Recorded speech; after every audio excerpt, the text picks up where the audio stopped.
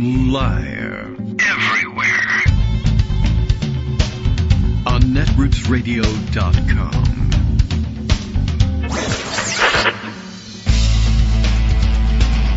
David Waldman. Kagro. In the morning. Now, here's David Waldman. Hey, good morning, everybody. How you doing? It is, what is it? It's Thursday. It's Halloween. Ooh, it's spooky Halloween. No, can I play the horror dramatic music without interrupting everything? Yes. I wasn't sure what setting I had on, but I thought I would risk it. There's our old background music. Happy Halloween. It is October 31st. It is Thursday. And it's 2024. And so put it all together. And so what was that? That was a Sesame Street thing that they had. They used to put it all together, and it spells mop like M. You remember that one, aren't you? Aren't you from my generation? Okay. So happy Halloween, everybody. Donald Trump spent the day dressed up yesterday, apparently. This was very interesting. We are all retreating into weird information bubbles, as you know, thanks to our getting the news over the internet. And we have to get our news over the internet because all the newspapers have popped the spring and nothing's working anymore. But yesterday, Donald Trump spent the day, like the whole day, apparently, dressed up he was walking around in one of those day glow orange and yellow reflective safety vests. He just was. And he took off his suit coat and put one of those on and then walked around and did his whole day. And at one point, to complete the stunt, this was a stunt he was doing, he climbed into what I guess was supposed to be decorated up as a Trump-branded, I guess, garbage truck, maybe, kind of. And so this is apparently the thinking behind it in the Trump campaign is. So you know that we didn't spend any time on it yesterday because it's relatively inconsequential. But the newspapers are spending time on it now. That after the Nazi rally in Madison Square Garden where Tony Hinchcliffe guy made the garbage joke about Puerto Rico, right? And everybody was outraged properly about it, and a couple of days worth of outrage. But the Trump campaign seized upon the moment wherein Joe Biden, on a Zoom call with Voto Latino, tries to turn the thing around and says, right, you remember the comment, and the only garbage I see floating around out there is a supporters garbage. And the newspapers they tried to agree with the Trump people who tried to pretend that there was no apostrophe S there and that he was saying that Trump supporters are garbage. Now that's true. I mean, I don't think he said that, but it is true that Trump supporters are garbage. And that's okay. And you can say so. They're a basket full of deplorables. They're garbage. And essentially, anyway, they sided with the Trump campaign's interpretation of it and said, oh, it's a big problem. The Harris campaign is now derailed. They're going to have to explain this whole thing. So, yes, the big problem, as somebody put it on social media, is that Joe Biden was mean to the people. He wasn't, but we think he was being mean to the people who have F Joe Biden flags flying at their house. So that's terrible. So what they decided to do was they were going to continue the role here, and they were going to dress Trump up as a garbage man driving around a garbage truck because he likes to drive trucks around. And that was somehow, no, that's not our team's comment about calling people garbage. It's about their team's comment that didn't call people garbage, but we say they did. And so he spent the whole day in this vest, insisting that this was going to be interpreted widely as, aha, this is really sticking it to Biden, as opposed to what actually happened, I think, is that most people who saw the pictures thought, is this dick twisting the knife on the Puerto Rico joke for like the fourth day? Everybody knows he's supposed to apologize. The archbishops are demanding an apology from him, and he's dressing up as a garbage man instead. And I think that's the visual that they got. But the other problem with the visual was the first appearance I saw of this thing was that I guess they set this stunt up at an airport wherever he landed, and they made the truck there. And he didn't want to actually spend any time doing this stupid stunt. So he lands at an airport and makes some remarks to the press and then climbs into this truck. So he's standing there in this day glow vest, which, by the way, creates another problem. The photo of him Well, one, he's making a weird face, as he's always making a weird face. You know, he speaks, he exaggerates the facial gestures that humans need in order to form different vowel sounds. So whenever, I don't know, so he gets that big puckery, look on his face very frequently. And it looks like, I don't know what. I mean, I do know what it looks like. It looks like a blow-up sex doll is what it looks like, because he's got his hands out, little tiny hands out, and he's making the face there. But his makeup is extremely heavy, and with overcast skies and the Dayglow orange vest right up there next to his head, it makes him look like, I mean, it's as brown and gooey as I've ever seen his face. It's really super ridiculous. Plus, the vest, you know, is like a Dukakis moment for him. And he's standing on the tarmac of an airport. There are planes in the background and, you know, wet tarmac and a couple of cars around with some lights on them and some people walking around. He looks like a baggage handler, not a garbage man, which was never really going to be funny anyway. But then he continued to wear it all day. He went to a rally, he's wearing it. And now circulating, there's video, I don't know whether it's straight up video or it was edited in any way, but he's trying to climb into the truck to do the truck stunt, and he loses his balance and he can't reach the handle of the truck, and he's really looking like, you know, super, very stable genius. It's, I don't know. It should be a disaster for him, but no one cares about what he's doing. But I do think that there's some real possibility that most people out there are seeing the visuals of this thing and saying, I can't believe he's doubling down on the Puerto Rico thing. It's really kind of insulting and weird. And anyway, meanwhile, as it turns out, some observers of what's happening on the front pages of newspapers around the country. Now, I have not observed this myself, but others are passing this around. The newspaper front pages on Monday gave scant, if any, attention to the fact that there was a huge Nazi rally in support of Donald Trump. And I mean, I don't know, it dominated our news, obviously, because that's what we're looking for. But no mention of it, very few mentions front page of what this Tony Hinchcliffe joke was and how archbishops are having to react to this thing. But front page treatment of the Biden, as they say, gaffe, which, you know, if anything, it's a Kinsey gaffe, is the people really are garbage. I don't know. I didn't plan it. I didn't set it up. He looks like, and it's Halloween, he looks like a giant candy corn, if you ask me. So I don't know what to tell you about how well this is going to play. But that's what's on the front pages of the social medias for me this morning. And you can't, I mean, it's distracting. There's Dayglow Orange. You can't not go to it. I'm sure there's other news. Greg probably found some. Let's ask him. Good morning, Greg. How are you? And happy Halloween as well. Hey, good morning and happy Halloween. Would you like some I think candy? Drudge probably had the best take on this. All right. He's got the He's Dayglow doing well with this vest with his mouth open. He looks like the Alec Baldwin version of yes, Donald Trump. That's very true. And exactly right. That's how Baldwin would exaggerate that. And it's exactly right. And, of course, it's Halloween, so you can imagine a pumpkin with that face. But the thing is that the Dayglow vest, and for those of you who are fashion experts, you'll understand this even better than me. Maybe. The Dayglow orange vest really clashes with his makeup. Yes, it does. It really highlights it. Makes it look like the...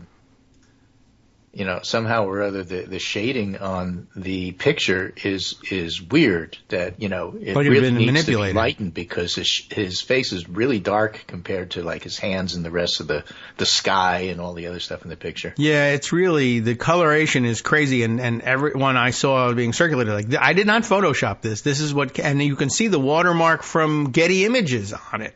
Right. So it's real. On the other hand. When people were talking about, look what the newspapers are doing, they're talking about the New York Times and the Washington Post, not like newspapers around the country. Oh, okay. So it's more, look, you jerks want to withhold your endorsement, and then the reporters come on and say, don't get rid of your subscriptions, you need to support us. Then they do this. Huh. That's the context in which people are saying, look, you're asking for our support, and you're doing this you're chasing garbage. Well, yes. You're chasing garbage like it's a carny thing, and as it's not working quite the way that the Republicans think. Oh, well, this is Trump dominating the news again. This is a carny ride with the flakes of paint coming off, where people are saying, from his face. Really, come on. You reporters may chase this and think this is the greatest thing since sliced bread because it's a Kinsley gaffe. And like normal people are saying, I don't even know what you're talking about. Yeah, I mean, I really think that most people are seeing this thing and they don't quite understand. It's not even immediately obvious either. And I mean, yesterday was garbage day for you. Why do I keep seeing it? Why do you keep bringing it up? Why do you think this is important? I don't understand. I really don't. And also, do the garbage guys, do the sanitation engineers wear those in your neighborhood? They might. Know. I mean, they might. I mean, they don't. Not in my neighborhood. They don't. But I mean, it would make good sense. But there's nothing about that identifies what's going on. So you see that visual, and I guess the Trump team thinks, oh, that's obvious exactly what that is. The Trump team thought that Puerto Rico joke was funny. Yeah, that's true. So they're not really tuned into the reality of what things. Appeals to Don Jr. appeals to like the rest of the country. And they're going to find out next Tuesday, not the case. But I mean, the safety vest thing, like I said, when he's on the tarmac, I'm like, he's dressed up as a baggage handler. I see. Right. No, he's not. Okay. Oh, he's elsewhere. He's, what? He's. Let me put it a different way. Candy corn? The fact that Trump thinks that he needs to drive a garbage truck and that he thinks he needs to wear a day-glow vest as if argument. He's a garbage person, except this isn't sanitation engineer, uniforms that you get right from the uniform store. Yeah. But the fact that he feels like he has to do it means that at some level he understands how much his campaign effed up. I guess so. Yeah. You need that kind of distraction. Right. Meanwhile, Bad Bunny and everybody else, and I don't know if you saw the clip of the artist who rescinded his endorsement. No, I don't think so. Okay, let's look around or talk about. Okay, so what happened? What happened? Is there's a guy named Nicky Jam. Oh, hey, Nicky. Okay. And Nicky Jam. I'm so old. What? Okay. Is a reggaeton artist. Okay. And a while back, he's at a Las Vegas rally for Trump. All right. And Nicky Jam is going to endorse Trump, and he's going to show up with a MAGA hat. All right. And Trump, this guy, right? Yeah. Who is relatively well known, shows up at the rally. Uh-oh. Trump is reading from the teleprompter. Yeah. Has no clue as to who he is standing at the podium and saying, "Oh, I hear Nicky Jam is here today. That's great. I love Nicky Jam. Nicky Jam is so hot. She is just so beautiful." Uh-oh. And then he comes up to the stage, and Trump sort of laughs. Yeah. And, the endorsement goes on. Then this Puerto Rico joke happens, and it turns out his dad is Puerto Rican. Nicky Jam. Yeah. All right. I think his mother's Dominican. And he says, "This is terrible. This is awful. I mean, I'm withdrawing my endorsement." Hey, all right. So did he burn his yet hat? Another day where the garbage story carries on Yeah. with its very large following to people who matter because they vote, not the front page of the Washington Post and the New York Times, which is chasing the garbage story by chasing Trump wearing this stupid outfit, as opposed to the artists who are chasing the story by telling their 15 and 5 and 40 million followers, yes, this guy is garbage. How many followers does the Catholic Church have? I'm just wondering, because I understand they were involved as well. In Puerto Rico, at least, yes. Yes. So, right, not here. So there's in the a United lot States, going they're on dressing here, up as the garbage Catholic men. bishops have been totally silent because they're all extremely conservative. They've all taken vows of silence. Republicans. Yes. So their approach to it is don't say anything and hope the whole thing blows away. And maybe nobody will notice, and that's not going to work. Okay. Well, so it's a weird dynamic. Yes. Where you have the newspapers of record, the Washington Post and the New York Times, trying to push back against anger at the way that they're following and covering this election. And then they follow and cover the election in exactly the same ways that are, producing the anger. It's just weird. Yes. Well, it is. It's quite odd. It's I don't know how to explain it, but others have a crack at it. 250,000 cancellations of subscription, digital subscriptions doesn't get the Washington Post attention. I don't know what does. Yeah. I mean, it gets the attention of everybody there who's not a billionaire. Stories. Yeah, well, what about this? You call this a good story? Yeah. Well, you can't fire the editors, and you certainly can't fire the owner. No, they quit. So people are stuck, and they're mad, so they have to take it out somewhere. And so they're taking it out on the New York Times by canceling their subscriptions. And now you can understand why when people were mad at the pandemic, they took it out on Biden. I guess so. He just happened to be there. You have to take it out on somebody. I mean, it's not the right person, but there it is. You have to take it out on somebody. Generally speaking, taking it out on people in safety vests might be a good idea, the weird thing is, so Harris comes in, similar policies, same government, and they're not taking it out on her. Oh. Well, I mean, because the whole thing was irrational anyway. What thing are we talking about now? Taking your anger out on somebody for something they did not do. Oh, well, yeah. So it's not transferable. No, it's not. And, sometimes it's just wacky. It's just wacky. The whole thing is wacky. So people intentionally blaming the wrong person. I don't understand a lot of this stuff. How important is it? Probably not that important. Here's, Gallup looking at the country. Let's have some statistics here. Let's have some data to actually go with this instead of vibes. Sure. All right. So Gallup says more than half of U.S. votes likely cast before Election Day. All right. Voter enthusiasm is high, with Democrats more enthusiastic than Republicans, and that's really the key finding. Among the many pieces of data they have here, they have Jim Messina retweeted this and said this is probably the most important thing you're going to see for this election. Oh, what is it? Compared to previous elections, are you more enthusiastic than usual about voting or less enthusiastic? Okay. They have enthusiasms. Right. Yeah. That's what we're Democrats measuring. are at 77. Yeah. Republicans are at 67. But if you look at recent elections, not just now, Democrats are a little bit more enthusiastic than 2020, but they haven't been this enthusiastic since 2008. And so for people who say, this feels like 2008, well, here's your data to show this is why. Are people saying that? I guess I can see you it. had the excitement for Harris. You have Brad Summer. You had, this feels like 2008. Well, yeah, it does, because the Democratic enthusiasm is just about the same as 2008. 2008, right before the election, are you enthusiastic to vote? It was 76 on a scale of 0 to 100. Well, yeah. And this year it's 77.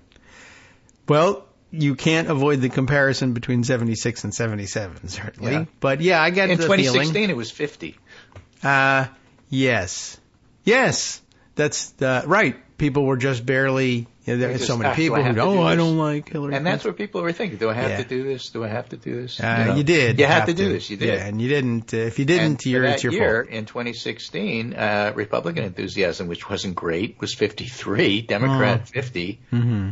Now, Republicans are 67, similar to 2020, 66, and Democrats are 77, similar I believe it. to 2020, 75. So basically, the Democrats together, they're winning, when we're like this, we win elections kind of numbers. Yeah, I can get the feeling. It really hadn't struck me until you said it. And now I'm thinking back to the last time that I was, I guess, myself feeling this way, 2008, where it was like, wow, that we could really go off the rails if we follow up two George W. Bush administrations with another Republican administration. Things were really starting to rattle and shake in terms of, hey, are we paying any attention to, constitutional rights in the country, indefinite detention, torture, et cetera, warrantless wiretapping? But in 2008, the economy crashed and McCain was a clown. Right. In terms of how he approached it. And so by the time the election came, Sarah Palin on the ticket and ding, ding, look out for the Britishers. I'm going to suspend my campaign. All this stuff. That's true. That's not real.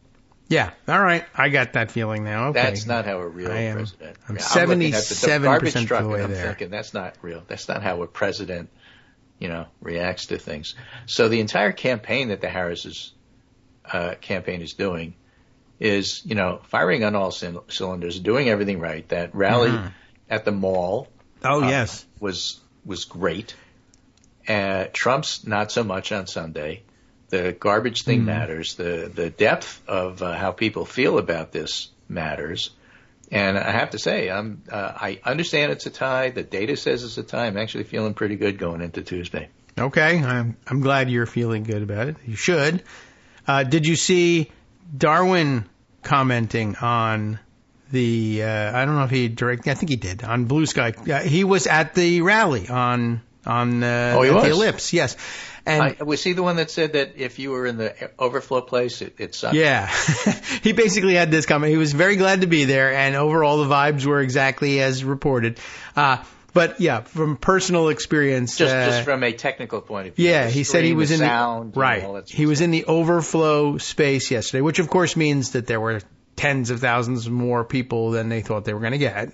Yeah, they got 75,000. But that the vast majority of the attendees ended up in the overflow space. The Ellipse is not that huge. And then, the production value there. They put up a big screen, but I guess, I think they had short notice on this event in general. Yeah, and they weren't expecting as many people as they got. So they put up a big screen, and it was hard to see. They were planning for 20,000. Oh, okay. And then they raised it to 40. So, yeah. And then they raised it to whatever it is that they got. So the usual technical glitches that can sometimes accompany a massive, rapidly scaled up and only half planned outdoor electronics event. Yes. So too bad. But he still says, look, no reflection or anything on his, as he says, uncompromising support for Harris, just letting you know what the experience was on the ground. And also we get a chance to say, hey, Darwin, how you doing? So I was glad to report that, even though the experience wasn't great, but it was great to hear from Darwin. Right. It was. It's always good. This other information from that Gallup piece, Harris campaign reached more voters, 42% than Donald Trump's 35%, and Trump's is all mailer or texting, like when I get texts from Ben Shapiro or Tucker Carlson on my phone, like, why are you texting me? Yeah. Like, why is Larry Trump asking me for money? It's bad enough all the Democrats, the 70,000 people running in the Democratic Party for dog catcher are texting me for money right now. Why is Larry Trump adding to my pain here? Yes. I'll take it out on Larry Trump. Well, sure. I mean, all these other people are doing it, but I'm going to blame her and not vote for her candidate.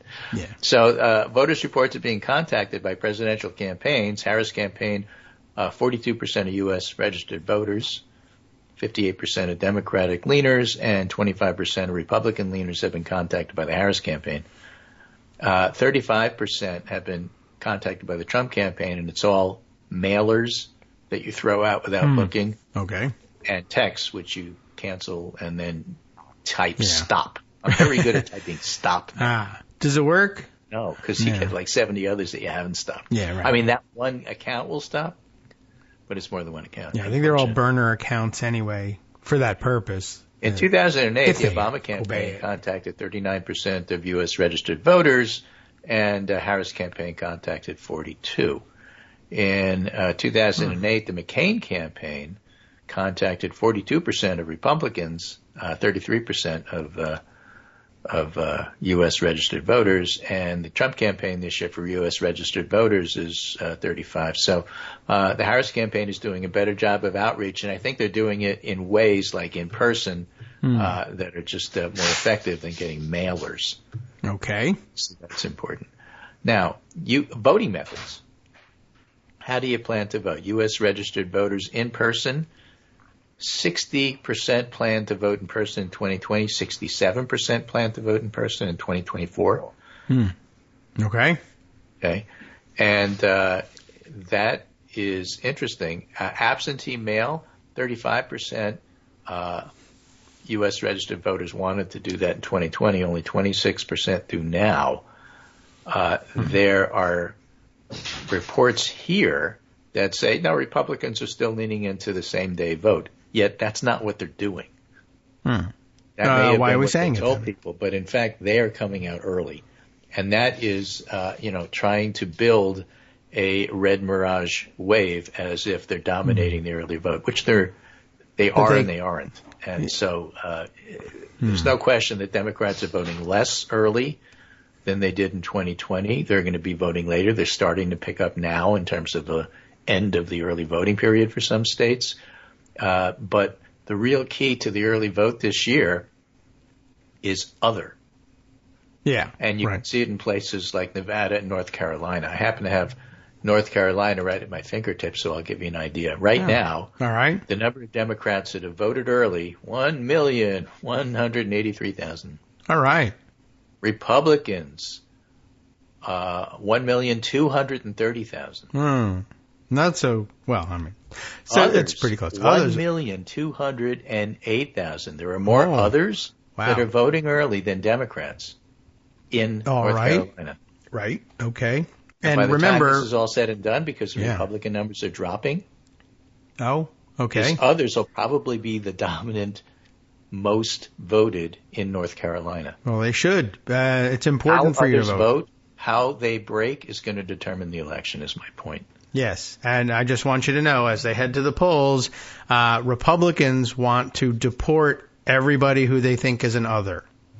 Just wanted you to know that. And so if you're voting as an other, you should be aware of that. It's a different meaning of others, but there's nothing more central to the Trump campaign and closing argument than there are others among us. This is John Samuelson in Nevada as we close out with the music about the play. Yes. In Clark County, Nevada. Didn't vote in 2020, 19.7% of Democrats, 20% of Republicans, and 39% of others. Those who have voted didn't vote before. Others dominating. Yeah. Well, these are new they voters. They would be. Voters or others. Yes, and some of them, as we mentioned yesterday, are just becoming aware of things like the Access Hollywood video, unbelievably. Yes, indeed. So we're going to talk about the women vote after the break. All right, great. All right, we'll give us 2 minutes to warm up for that one. Everybody go put on some Dayglow. Hi, everybody. It's me, David Waldman. Yes, the same guy who interrupts you all the time. Interrupting you one more time just to tell you again, another reminder that your contributions are what keep this show on the air, and Patreon.com, Patreon.com, is still among the easiest ways to make the sustaining subscription donations that keep us afloat. Are you ready for the pep talk about how our Patreon campaign is still going strong and growing? Well, too bad. Yeah, the plain fact is we actually are headed in the wrong direction, and whereas we once had about 175 monthly patrons, we're now actually down below 150. Time to recruit some more. Not exactly the kind of news I wanted to share, but there it is. For those of you in a position to support the show, Patreon.com does make it easy to make those secure, recurring monthly contributions to do so. Patreon.com/KagroX gets you straight to our donation page. We've been through a lot together.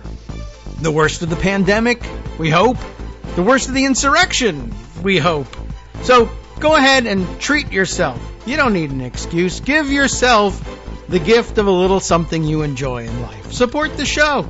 And of course, if you happen to prefer using PayPal or even the Square Cash app, we're up and running on those options too. So thanks again, everyone, for all your support. We couldn't, or at least shouldn't, do it without you. Hope you'll be on board soon too. Thanks for all your support.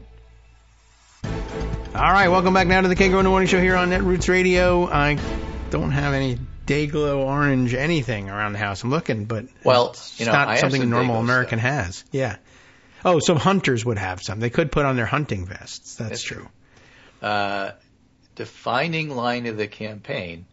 So now we go to Trump in his construction cosplay uniform there. Yeah. Okay. And his really darkened orange face.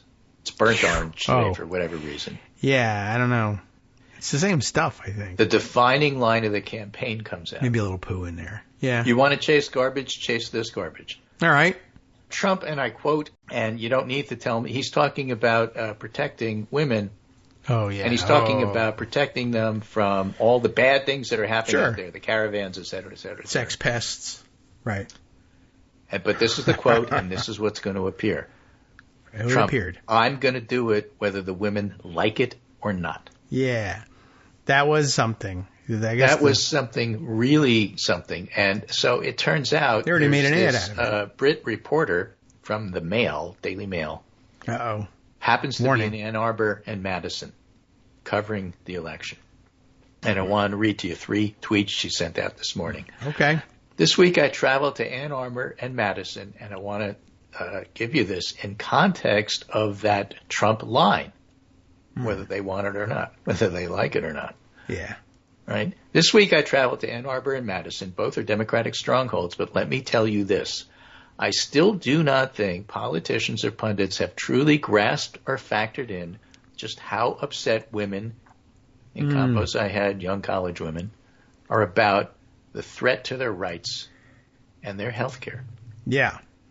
Okay? It's about abortion rights, but it's bigger than that. See the Trump quote. Yes. This is about a generation of women who grew up with expectation of freedom. They also happen to be a group where contraception has openly been a part of everyday life, not just this pregnancy, but multiple health reasons. Mm-hmm. And another point I found interesting with college women, sorority members in one case, they were saying male friends didn't want to talk about it or fully grasp it, but they're having these talks with them anyway. It remains to be seen what that means on November 5th, but right now, data shows more women early voting, and that more women early vote is, as Joe Biden would say, a BFD. I agree. Not only are there more of them voting, but there are more of them, period. More of them statistically, like, okay, that's the majority. Thing, and so, yeah, you look at polls, the unhelpful polls right now, sort of tied, maybe a point, maybe not a point. We talked the other day about the fact that the whole thing there is who you select. The pollster, that is, who you select as your universe of people who you think need to be represented. Yeah. Okay. And if you have a poll and you have weighted it to 51-49 women voting, or even worse, 50-50 women voting, you are going to get it wrong. Yeah. Very likely, unless you have weighted it to 50% women and a giant percentage of your other 50% are sympathetic men, and that's not really all that common. So. Well, yeah, but you can't really you can't account figure for that because you don't know how they voted. Democrats see signs for optimism in gender gap in early vote across battlegrounds. There's a 10-point gender gap in early voting so far. And people who have analyzed this more deeply than I have point out it's not just that more women are voting. That happens year to year. Mm-hmm. But the men aren't showing up. These are a lot of new women. Remember the others we were talking about in Nevada, for example? And especially in North Carolina. These are new voters. Yes. New young women voters are showing up in early voting. Yeah. New young men voters are not. To the point where people like Mike Cernovich and some of the agitators are basically tweeting out stuff like, if the men don't show up, we're going to lose. Yeah, well, good. What's going on here? Why aren't the men showing? Where are they? We need a major video game company to do release a new game on Election Day. They'll all stay home. This is the Politico story, and I think this is important, and I do think a lot of the pundits miss this, and I'm not sure the polls are capturing it. There's a new kind of gender gap in the 2024 election. Women are voting early in huge numbers, far outpacing men. It's giving anxious Democrats, because Democrats are always anxious, who see female voters as key to a Kamala Harris victory because they're voting for Kamala. Newfound hope heading into the final week of the campaign. Across battlegrounds, there's a 10-point gender gap. Women account for roughly 55 of the early vote, while men are around 45. And let's just peek in on a site that just gives us real wonderful data, and that would be Georgia Votes. You know, the Secretary of State there does pretty well. They've got 56 female and 44 men. So that's actually a 12-point gap. Now, that's not unusual for Georgia. I think they did the same thing in 2020 by only a point or two difference. But a point or two difference makes a difference in a very close race. By the way, there's other reports that the Latino vote in Georgia is surging in the last 72 hours. I wonder why that is. The vest, probably. Probably. You know, because everybody thinks it's amusing and they're entertained by the McDonald's Yes, thing. I can't wait to go and That's laugh it up. Why. Yeah, and I really do think that there's probably, I mean, you know, if people aren't turning on the sound, and they very frequently don't, or they're scrolling through their social media and they see, if they make the connection at all to the garbage thing from that weird Dayglow vest, they really do. I think there's probably a lot of people out there like, he's doubling down. He's not apologizing. He's making more garbage jokes about us. Well, see, but the thing is, and it's tough to generalize because there's 7 different states that we're talking about in terms of swing states. But step back a little bit and look at the parties writ large. All right, from back here. So if you're looking at the Democratic Party, you would expect there's going to be more women registered than men and more women voting than men. Yes. In the Democratic Party. Yeah. And that gap is larger in the Democratic Party than it is in the Republican Party. In the Republican Party, women still vote a little bit more than men, but the difference isn't that great. Mm-hmm. Okay? So take those parties and make them early vote. Okay. And skew the early vote toward Republicans. All right. Given the way those statistics break down, you would not expect such a large female-to-male gap, because if Republicans are voting more, as Republicans are claiming, this is a sign we're overwhelming everything, you'd expect that gap to not really be that big. Yeah. If Republicans are dominating early voting, why are the women dominating early voting? That means Republican women, but not Republican men. That seems... What does that mean? Is that good for Harris? You bet it is. Yeah, that's the go vote without your husband. Did you reference rag mop at the beginning of your... I didn't. Do you want me to? Who no, is that? I'm just saying. If you go back. Mop. Oh, yeah, the mop thing. But what was that? I was talking about something different. Oh, okay. But I did use the word mop. The original rag mop was from 1950, by the way. Yeah. All right. Well, no, I wasn't referencing if you want to reference the 60s, let me tell you. Holy cow. If you think that it matters that women are outpacing men in voting, you bet your bippy it does. I guess so. This discussion did remind me of something I saw, again, circulating on social media, just casually. And a lot of listeners who are on Blue Sky or previously were on Twitter might also be following along. One of the net rootsy type friends, Allison F. Ablington on Twitter and Blue Sky, and she herself has young kids about teenage age, so I guess she's seeing all the TikTok stuff these days, and just circulated about a week ago. I don't think men are doing this, she says, and it is a video actually of a bunch of look like maybe college roommates, girls. They've all got their ballots out and they're all filling them out and they're all just talking about what they're doing and excitedly casting. And you're not going to find groups of 6 to 10 college-age men sitting around the table, like hanging out, talking, and excitedly filling out their ballots. No, they're sitting around having a beer saying, maybe I'll vote tomorrow. Yeah, right. And, it's not cool to do. And then this is like the women, the young women are like, this is what young women want to see other young women doing with their time. Well, that's what the British reporter was talking about when she was in Michigan. Right. That's what brought it to mind, in fact. And that's, it's happening. And she's right. And I don't think men are doing this. They're definitely not. They're not. I don't think they get it either. No. In some states, women are actually exceeding their vote share from 2020, which at this point is shocking to me, said Tom Bonnier, Democratic strategist and CEO of the data firm Target Smart. Remember, Target Smart does modeled voting. Modeled. Yes, not as opposed to MOTTLE. counting votes. Right. And so when they say, Democratic votes are up or Democratic votes are down, that's their model, which may or may not be correct. Just keep that in mind. Yeah. If somebody like, and this came up because John Samuelson was counting the votes in Nevada based on what the Clark County Secretary of State was giving him. Okay. And said, this is how many Democrats, this is how many others. So many. And somebody wrote in and said, I don't know if that's right. You better check your numbers. Target Smart says. And Samuelson just, on Twitter in writing, smiled and said, his is a model. Yeah. Mine is actual counted votes. Okay. That's what they have to use at election time. Yeah. The actual votes. Yeah. You don't win or lose on the model. Yeah. Anyway, he says, I never would have bet that the women are actually exceeding the vote share from 2020.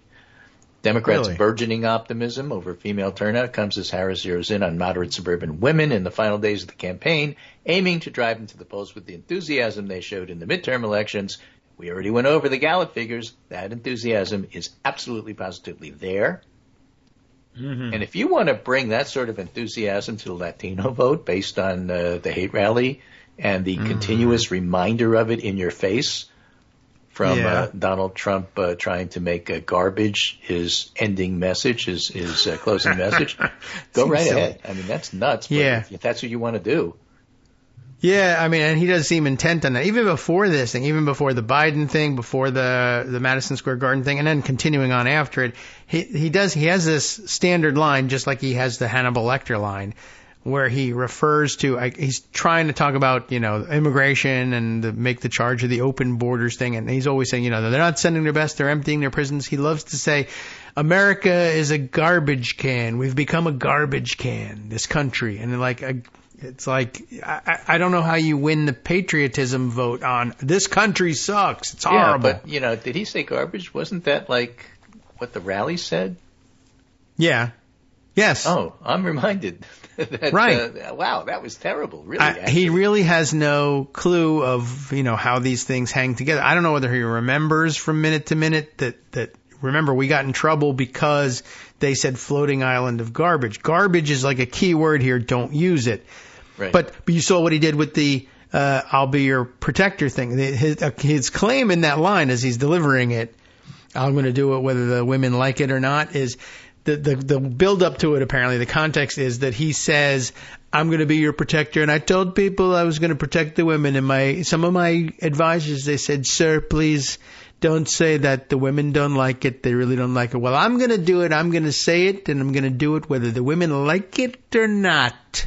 Yep. Defying his advisors. Rawr. Last week, I don't remember who said it, but somebody was looking at the early vote data and said, look, I know people are saying this is interesting because Republicans are voting early, which means they're probably not voting in the same numbers they usually do on Election Day, but we won't know that till then.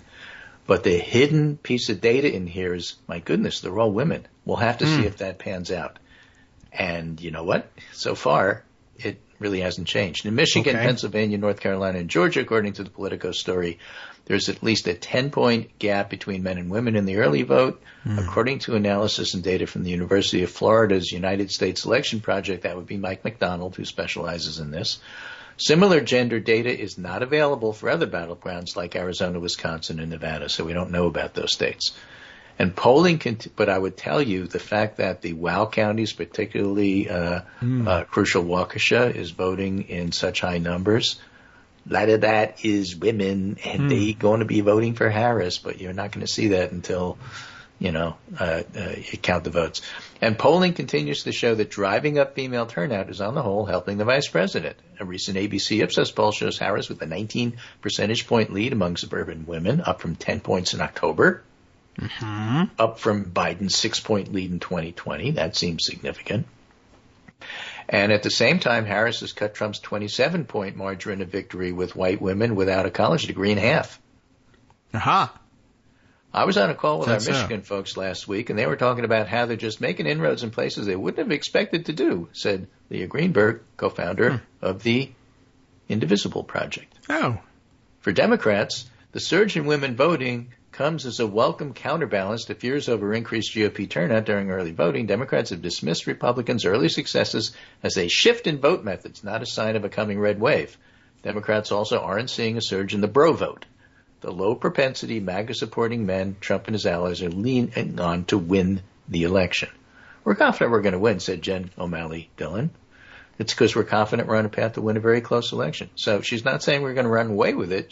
She says we got numbers, we got targets. Yeah, you can't say that because that's right. That's a jinx. It still could break that way. But yeah, it could. It really could break that way. Yeah, I'm hoping for it, and everybody's hoping for it. I think yesterday's Brian Beutler column was all about the necessity run up the score. It's going to matter. And the only thing, our best chance at defusing post-election claims of fraud and incitements to violence is to crush them in overwhelming numbers. Will it be available to us as an option? Don't know, but it's starting to feel like it could be. I'm sure they'll just say, well, that's just actually, MAGA people will say that's actually more evidence of cheating somehow, but This is the most people who's ever voted. I mean, come on. That's crazy. Every election is the most. I mean, I think they break records almost every time consecutively because, population grows. It's the way it is. But yeah. But here's a story. I mean, again, to give you an idea. Give me an idea. I would like one. How things are going, how things feel. It feels like Harris is becoming more confident, and the campaign is being a little more confident about their chances of winning, and they say it at the rallies. Okay. And Republicans, for example, this is Greg Bluestein writing in the Atlanta Journal-Constitution. Okay. Republicans are making a last-ditch push to nudge Georgia liberals to back. Now, you probably wanted to say Ralph Nader like I did, but it says Jill Stein. Well, the it's chances small are about dollar, the same. but the newly formed PAC exemplifies the efforts, big and small, that outside groups are using to try to influence the race. Why would they bother if they're running away with it? Why would they do a newly formed group to try to push Georgia liberals to back Jill Stein, which they're not going to do? That is incredibly unlikely. And I guess if you're going to try that anywhere, Georgia would be among my last choices. I mean, that's crazy. You look at that and say, good, I know you have a lot amount of money, big, but what are you doing? Do you do that when you're winning? Yeah, I mean, I guess Georgia they have to do because they think they can. If I can just move 5 people, that might be enough. Yeah. But I just don't. I don't think the liberals you're looking for are in Georgia. Isn't going to help you.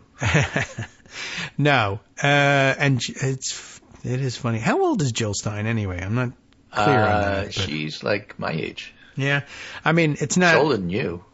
Yeah, I mean. In the election where age has mattered so much, it's not so much her age as it is that I'm thinking of here as the fresh blood thing. Like the not only did Biden have to step aside allegedly because of age, but also because of this sort of vibe of like we're getting the same people over and over again.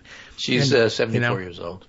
Okay. I mean, in this election, that's of moderate age. Yeah, right. I guess. But yeah, just the idea of there's no other candidates. Like the fresh alternative isn't even a fresh alternative. Right, exactly. This is from the Tucson Sentinel. Oh. So we're talking about Arizona here. Yes. What? Latter-day Saints in Arizona break with Trump on immigration, which could help Harris. And the whole story. Latter-day Saints. Okay. And whether this is true in Nevada or not, I don't know.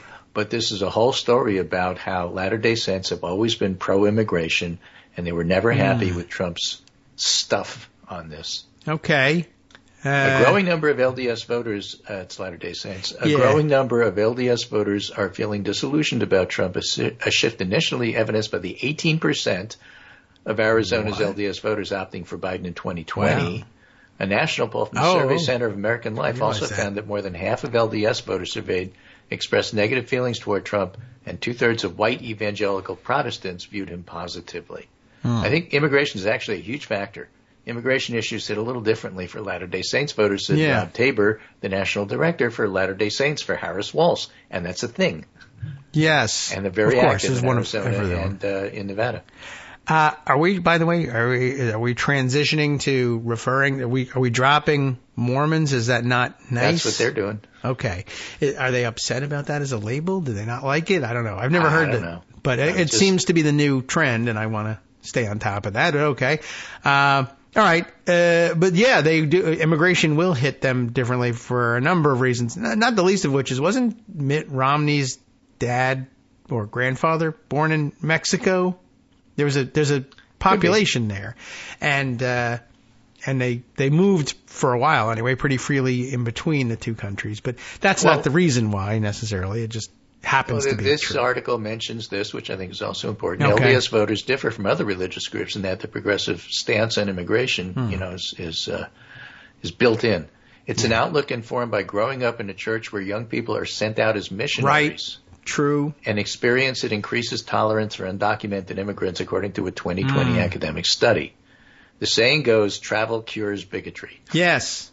I didn't know there was such a saying. I have felt that way. I mean, it certainly, creates bonds of kinship across national boundaries. Yeah, sympathy, at least, if nothing else. Right. Or, if nothing else, it's, when they were calling upon the garbage screamers for their reversal and sympathy, they always went to, well, no, I love Puerto Rico. I vacation there. Yeah, exactly. And I know that's the minimum necessary, but it's true. There really is that, like, you care when a disaster strikes an area where you're like, I've been there. I feel bad about that. Well, he doesn't. Tony beats up on people all the time, but. So this is interesting because it's a Republican political consultant named Tyler Montague.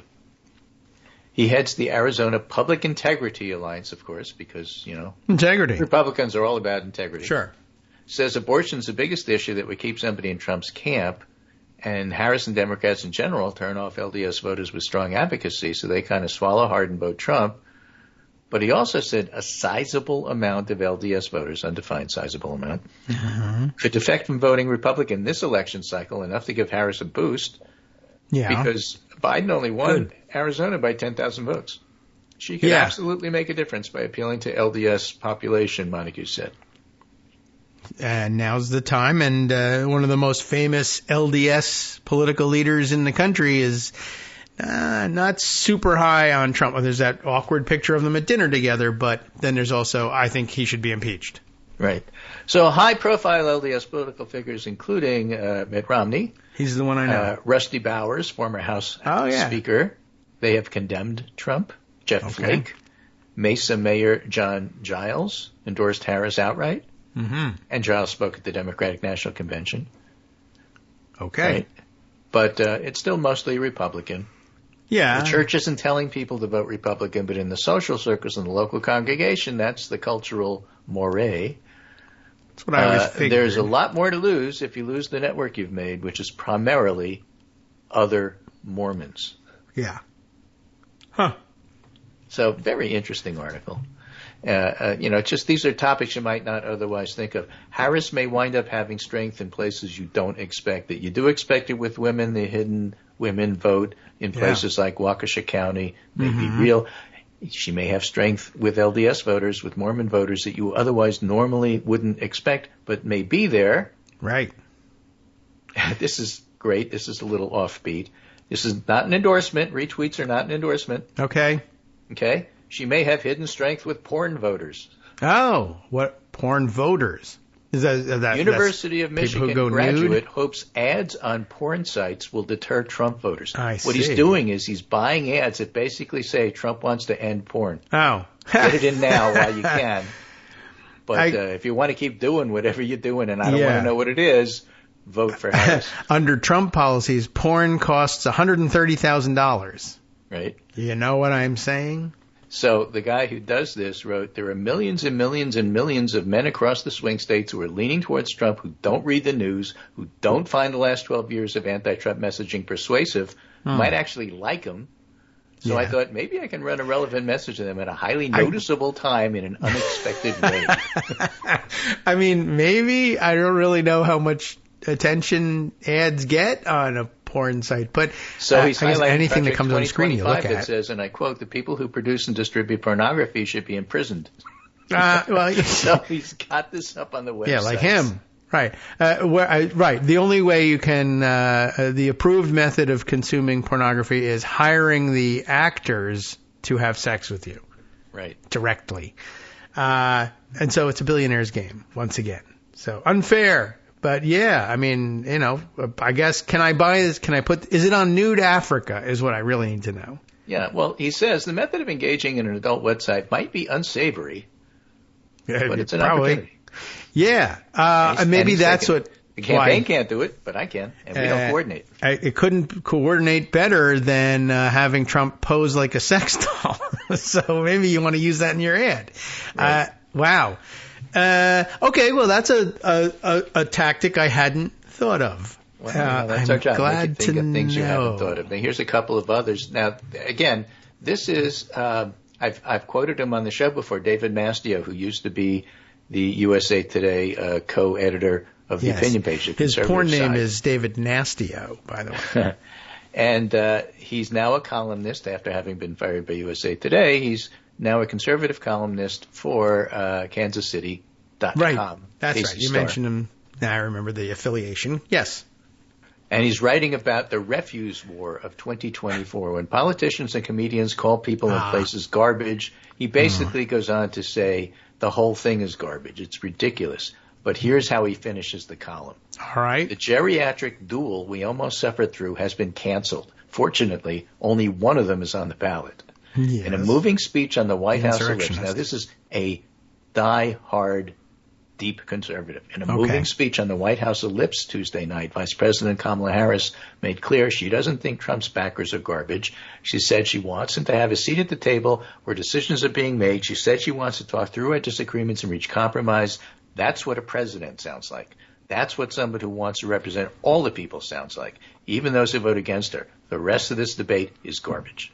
Okay.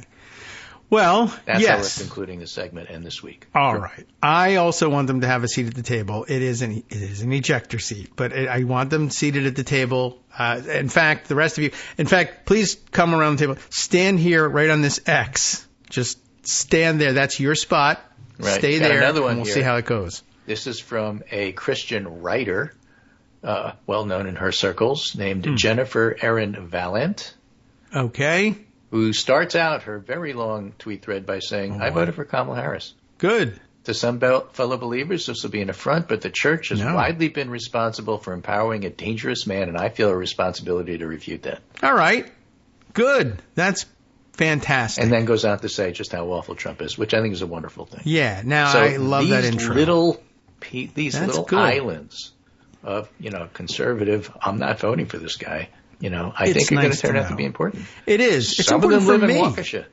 Yeah. Now, it's important for the outcome of the election, but it's important for me, like restoring faith in humanity. How many years have we been running around saying, where are the Christians who believe that there they are. Oh, and they're voting for Harris. Good. Maybe, Sodom and Gomorrah don't have to be destroyed completely. Maybe I can find the 10 good people. All right. Excellent. If you want to make a biblical thing out of it. Yeah, that's good news. That's a good find, Greg. I appreciate that one. And you're only going to be on the air one more time before Election Day. Thank goodness. Yeah, I guess so. I mean, I only have limited predictions to make. What I'm saying here? Right. Okay. Well, I'm late with the music, and that's going to make the editor upset and take a much longer time to get this thing fixed. And it's Halloween. He wants to go out to Halloween parties. So, all right. Thanks, Greg. We're 10 seconds away from jumping out, but it won't sound like it on the music. So, great. We'll see you on Monday. That's the first day of next week, I understand. So they say.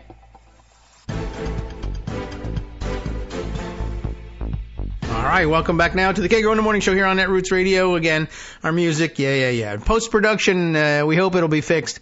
Although, we've learned a little trick here to see if we can't make it a little bit easier. You will find out whether it was easier or not based on how early or late the podcast goes up. The later it goes up, the harder it was for the editor to fix things. That's the usual measure. So, okay, there's plenty to round up here, and no real rhyme or reason to how we do it. But there are a couple things that I want to see if we can work in, and I'm already losing track of which one I wanted to put in where first. Okay, how about we start with this one?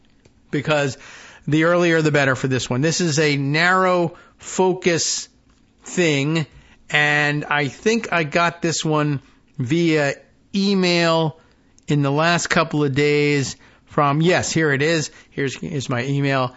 No notes, not necessary either if you read this thing, which I will do. From Christine on 16, who sends us news from North Carolina, or news about a race in North Carolina that if you haven't already voted, you might want to know about. But my suspicion is that if you are listening to this show and have already voted, and honestly, if you're listening to this show and you haven't already voted, my suspicion is that you will vote the right way. Oh, you know what I need to do? Hold on a second. I got to grab a screen grab of something quick while we're working. I'll explain myself later. All right. So I don't know how North Carolina ballots work. And in some states, they're very obvious about party affiliations. In some states, they're not. And in some states, some of the races are allegedly nonpartisan races. And although the people are endorsed very often by local party apparatus, a local party apparatus, they're not supposed to be officially running as one party or another. Sometimes that applies only to certain kinds of races. I don't know. I just want to make sure that if anybody's still got a ballot to cast and it doesn't say on North Carolina ballots which candidate is the Democrat or endorsed by Democrats and which is the Republican or endorsed by Republicans in the superintendent of schools race, the education superintendent. I don't know what the name of the office is. Let's read the article because it's very important that you be able to sort this out for the following reasons. This is WRAL, I guess Raleigh TV News, their website. Do we have a byline on this piece? Emily Walkenhorst. Okay. Just so we get the credit where it's due. North Carolina superintendent race remains narrow. Believe it or not, it's narrow. Wait till you hear why, what the situation is, and then you'll say narrow, but it is North Carolina, right? North Carolina superintendent race remains narrow as Election Day approaches, WRAL News poll finds. Republican Michelle Morrow and Democrat Mo Green were locked in a statistical tie in a WRAL News poll. The poll indicates a slight edge for Morrow, if anything. So, statistical tie, slight edge for Republican Morrow, and let me tell you a little bit about the situation in the race and Ms. Morrow here. The race to oversee North Carolina's public schools, are they important? I think so, remains tight with just a week to go before Election Day. That was a couple of days ago. Now we're down to, 5 days?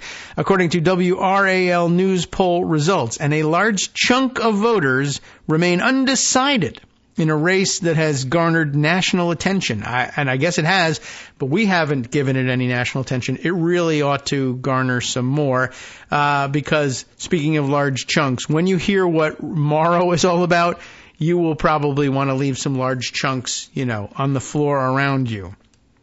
Or, if you can get it into a bucket, fantastic. 42% of likely voters said they supported Michelle Morrow, Republican Michelle Morrow, while 41% said they planned to vote for Democrat Mo Green. About 17% of likely voters were undecided.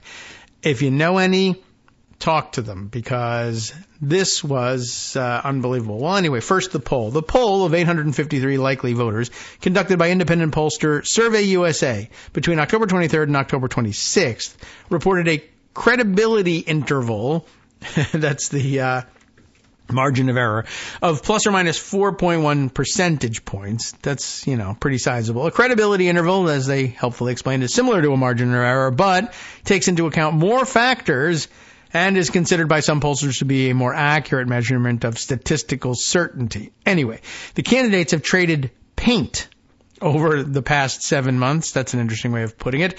Green led Morrow 40-38 in a September poll, and Morrow led Green 41-40 in a March poll. Each result was within the credibility interval and sounds pretty stable so far. But you can see why people are undecided. They probably just don't know about the race. Well, let's change that. The superintendent race doesn't typically draw much scrutiny or attention to most voters, really from most voters. They're usually focused on presidential and gubernatorial races. So it's not terribly surprising that the percentage of undecided voters hasn't moved much, said Stephen Green, a political science professor at North Carolina State University. And I guess no relation. It's spelled differently. Green with an E, Stephen Green, but Mo Green has no third E at the end. Anyway, Stephen Green, a political science professor at North Carolina State University. The results reflect the state's closely divided partisan electorate. But this race has drawn unusual amounts of attention nationally because of social media posts by Morrow before she began running for political office in 2022. Guess what? The other Green that comes to mind here, Marjorie Taylor Greene, Murdery Trader Greene, has nothing to do with this race and certainly nothing to do with Mo Green, but basically that's what you're looking at in Michelle Morrow. And you should be aware of this. Morrow, a former nurse who homeschooled her 5 children in North Carolina, but wants to run the public schools for the rest of you, called for, are you ready? The execution of numerous politicians and philanthropists, including calling for former President Barack Obama to die by firing squad on pay-per-view so that the government could make money off it. That's upping the game a little bit. Just a wee bit here. She also called for using the military, because that's what normally would be of concern to you as school superintendent, using the military to keep former President Donald Trump in office in 2021. She also called public schools indoctrination and socialism centers. She's running for the job of running North Carolina public schools. Public schools are, in her opinion, indoctrination and socialism centers. She probably believes that there are litter boxes there as well, and has shared conspiracy theories about COVID-19 and mass shootings. Many of those posts have been deleted. Morrow has drawn intense criticism from political opponents who say her rhetoric and lack of education experience make her unfit to run the state's public schools. Yeah, I mean, I think so. Obama himself took the unusual step of weighing in on this race, making reference to Morrow's posts without naming her. You know how Obama is about these things. I mean, she called for you to be executed by firing squad on pay-per-view.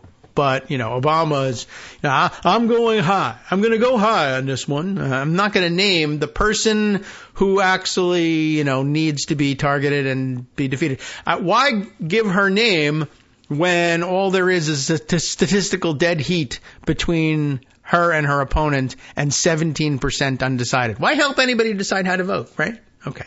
I'm not a big fan of Obama's approach to these things sometimes.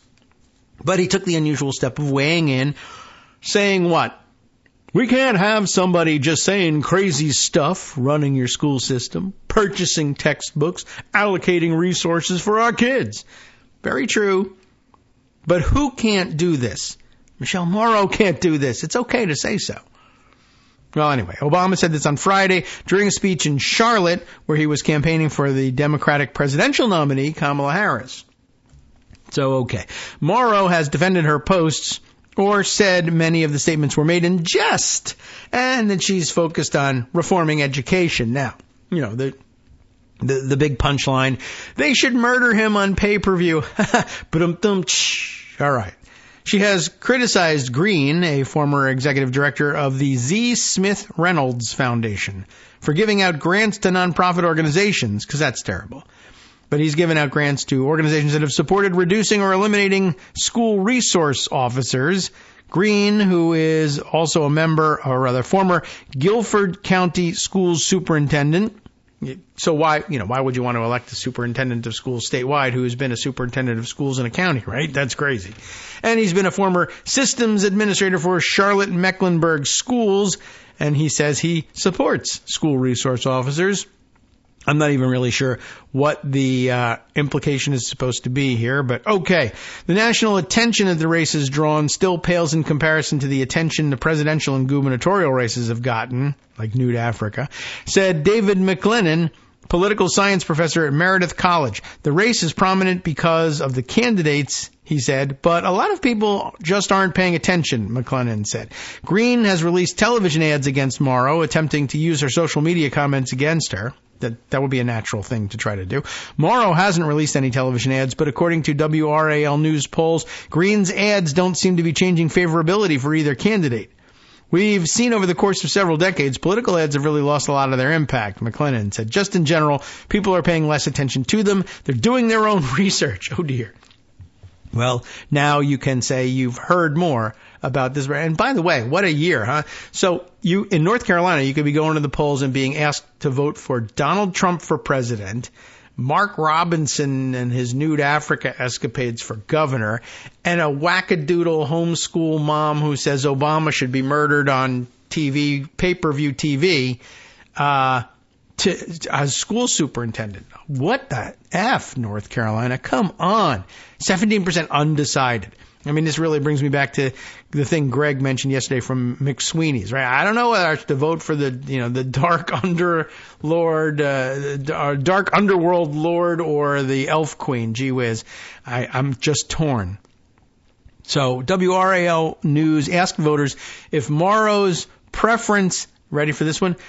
Her position, do not accept federal education funding for North Carolina. Just don't take it. So impoverish the schools. They're full of socialists anyway. Murder Obama on TV. Like, yeah, that's sure.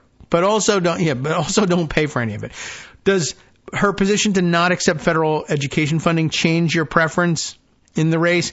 Well, about 27% said it would make them less supportive of her. Geez, I'm not sure. 17% said it would make them more supportive of her, and 10% said it would not make them. It would make them less likely to vote at all. Really?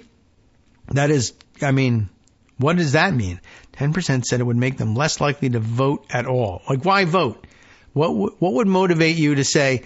She said she's not going to take money. Well, I don't support that, but I'm also not going to vote to stop that. I don't even know where your brain is. The plurality of voters, 38% said it would have no effect on their vote, and 8% said it would change their vote. The poll doesn't ask if their vote would change for or against Morrow.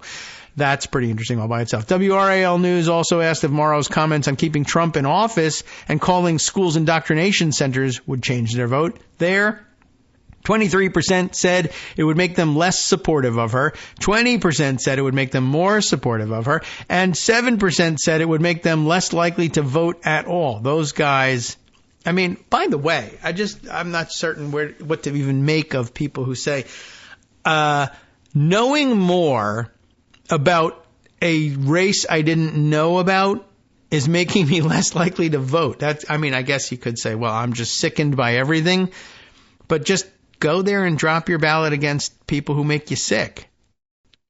I really don't know what to make of that answer.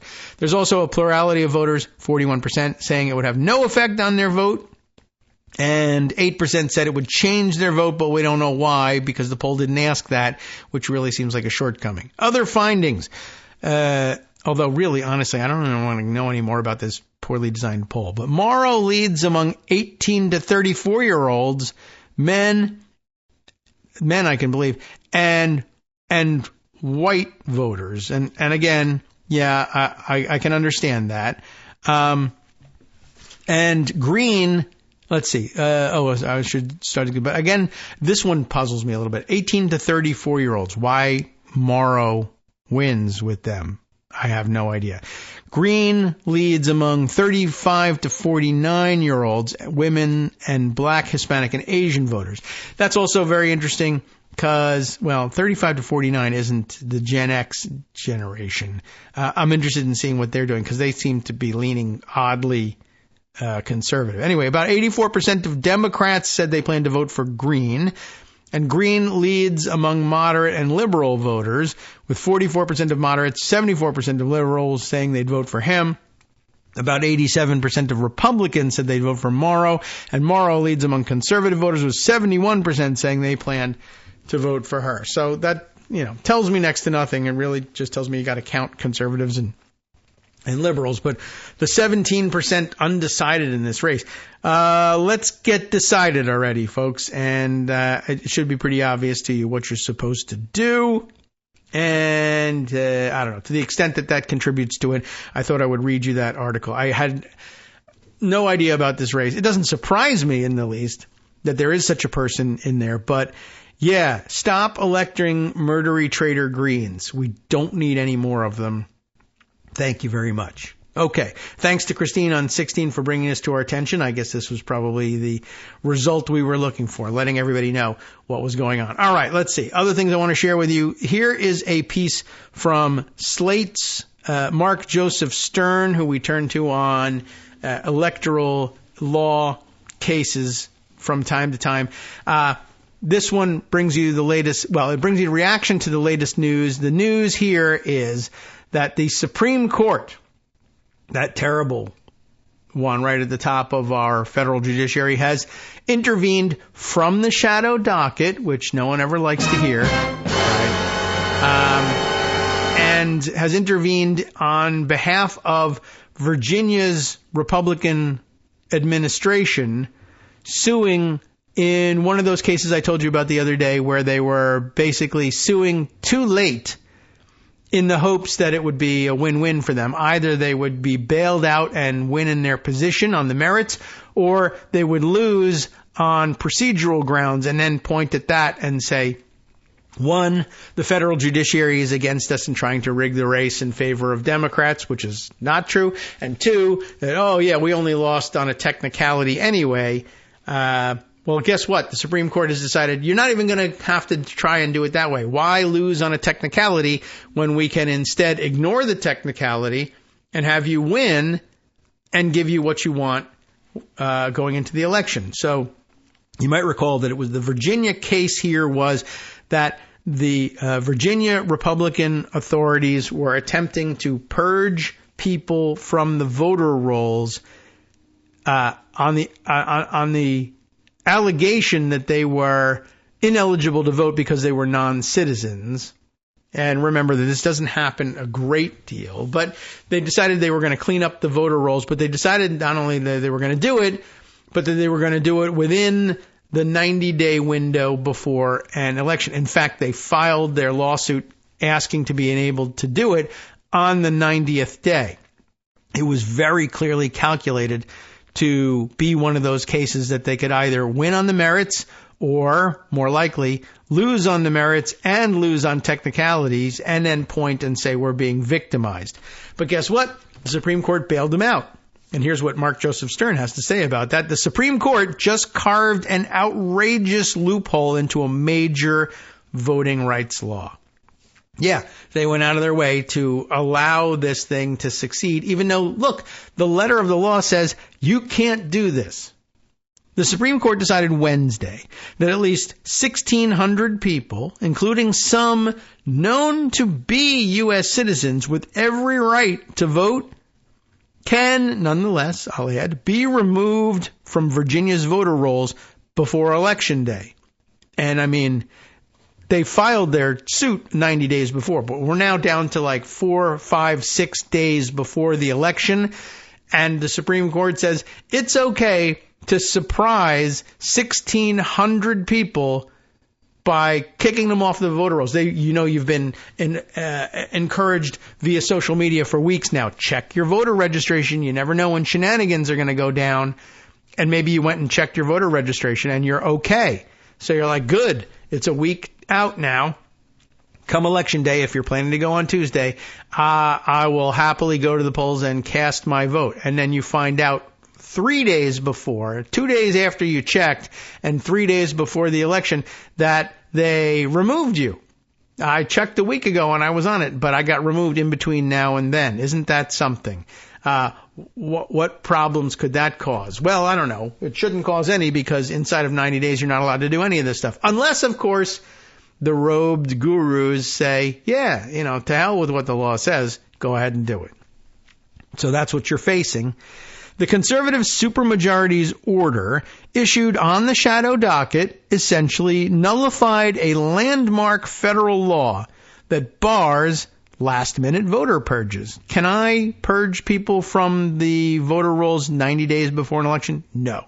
Can I purge them 5 days before an election? F no. Oh, wait a minute. Actually, yes. That's what we're looking at here. All three liberal justices dissented.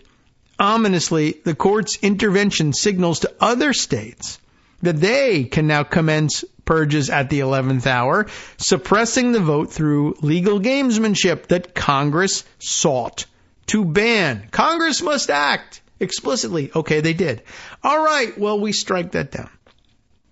Wednesday's order is a major victory. They didn't actually strike it down. They just went ahead and said, to hell with it, go ahead. They didn't bother striking anything down. What they struck down was the lower court saying, yeah, unless that law gets overruled, you need to comply with it. So no, you can't strike these people off the voter roll. That's our order. Okay. And the Supreme Court said, well, we strike down that order, but we might, we're not saying anything about whether or not the law still stands or not. We haven't gotten to that part. It's kind of extraordinary. He's right about that. So Wednesday's order is a major victory for Virginia Governor Glenn Youngkin, not that he's going to be able to do anything with it, and Attorney General Jason Miyares, both Republicans, in their quest to expand states' authority to cancel voter registrations just before voting begins. And it's a clear violation of federal law. A federal statute, the National Voter Registration Act of 1993, outlawed any state program that systematically removes ineligible voters from the official lists of eligible voters starting 90 days before a federal election. All you got to do is, you want to do this, you want to clean up your voter rolls, use the time in between elections to do it. There's years in between federal elections. Use your time wisely. Don't start it 90 days before, and don't start it 90 days before and then try to execute it 5 days before. That's all we're asking. But no. Congress enacted the statute in recognition of the obvious fact that these purges often caught up eligible voters as well, creating confusion and threatening civil rights. Nonetheless, Youngkin issued an executive order exactly 90 days before the November 5th election, mandating a daily set of voter purges. It's a very interesting approach to things, and I guess they were designing it to say, well, if the justices are just that kind of out there and crazy, they may want to hang their hat on this stupid theory. Let's give them a chance. If they don't, we can always point and say, well, the federal judiciary is against us.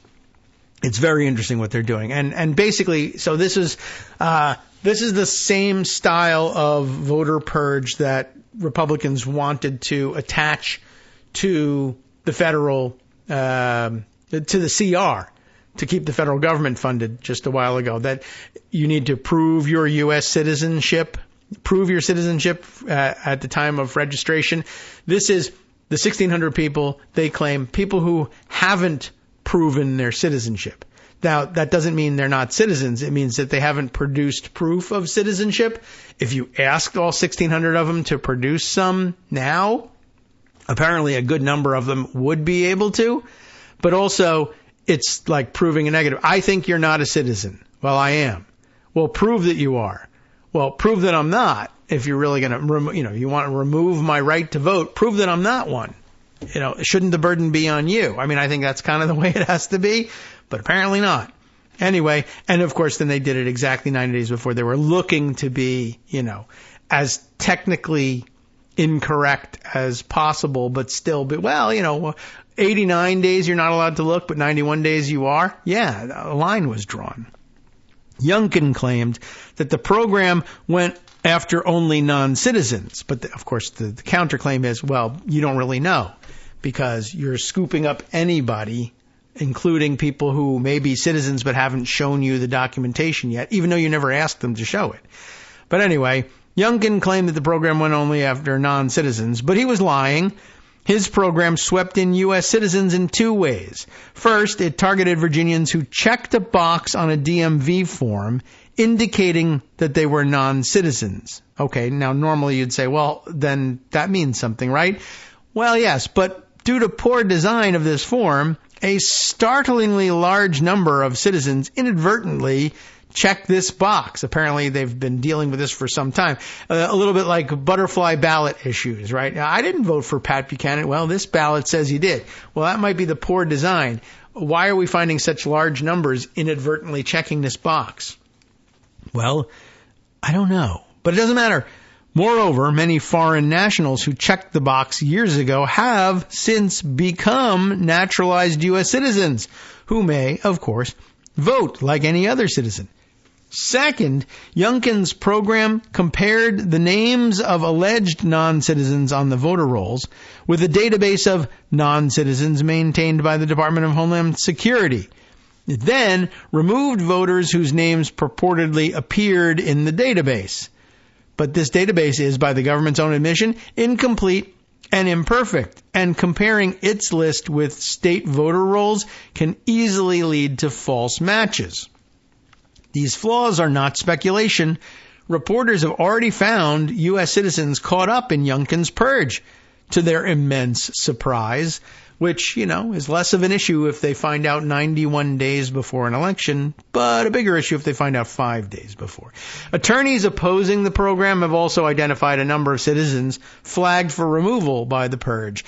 If these citizens want to vote, they'll now need to re-register at the polls, which they can do, by the way, if they bring proper documentation, and then cast a provisional ballot and then hope that officials decide to count it. So their vote is very much in jeopardy. But by the way, what this means is if you have any reason whatsoever to believe that you might have been on a list like this, and really just at this stage of the game, anybody, whether you think you're on such a list or not, bring your identification. Bring, I guess, proof of citizenship if you've got it with you to the polls. But it's certainly, if you've been targeted and you think it is wrong and you are, in fact, a U.S. citizen, bring your documentation with you and at least you can get a provisional ballot. Don't let them tell you you can't cast a ballot.